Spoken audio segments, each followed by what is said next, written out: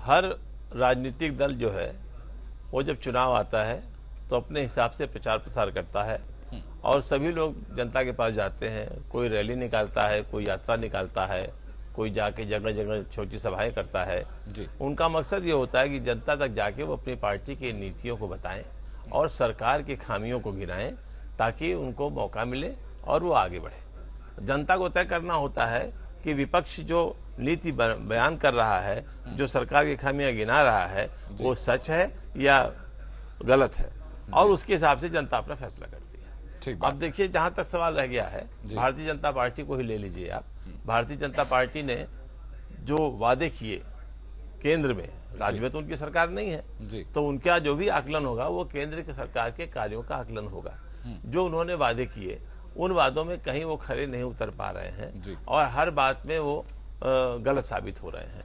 हम इसको जाके कायदे से प्रसार करेंगे, क्योंकि ये पहली सरकार है जो अंतर्राष्ट्रीय स्तर पे जब तेल के दाम कम हुए तो इन्होंने टैक्स लगा के उस दाम को बहुत कम नहीं करने दिया, और जिससे डीजल पर जो किसान को मार झेलनी पड़ रही है, अभी कल ही 2.5 रुपये करीब डीजल पर कीमत बढ़ी है, तो ये किसान को सीधे मार पड़ रही है, क्योंकि उसको जब ट्रैक्टर से अपनी जुताई करनी होती है तो तेल की वजह से उसका जो जुताई होती है उस पर खर्च ज़्यादा आता है। तो इन सब चीज़ों को हम जनता के पास जाके बताएंगे कि किस तरह से जनता बेहाल है और कैसे समाजवादी पार्टी ने जनता को मूर्ख बनाया। आज देखिए, 27 साल से उत्तर प्रदेश में कांग्रेस नहीं है। 27 साल पहले उत्तर प्रदेश के अंदर जितनी भी योजनाएं होती थीं, और जब हम यहाँ योजना आयोग में आते थे तो 88, 87, 89 तीनों साल हमारी जो उत्तर प्रदेश सरकार थी वो नंबर 1 पर आई थी। मतलब योजना के हिसाब से सारा खर्च किया गया था और विकास किया गया था। आज उस योजना के हिसाब से हम निचली पायदान पे 1, 2, 3 में आते हैं कहीं जाके। तो ये सारी चीज़ों को हम जनता को बताएंगे।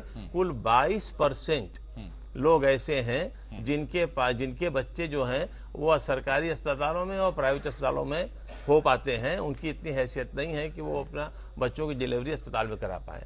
27% लोग उत्तर प्रदेश में ऐसे हैं जिनके पास अपना मकान है।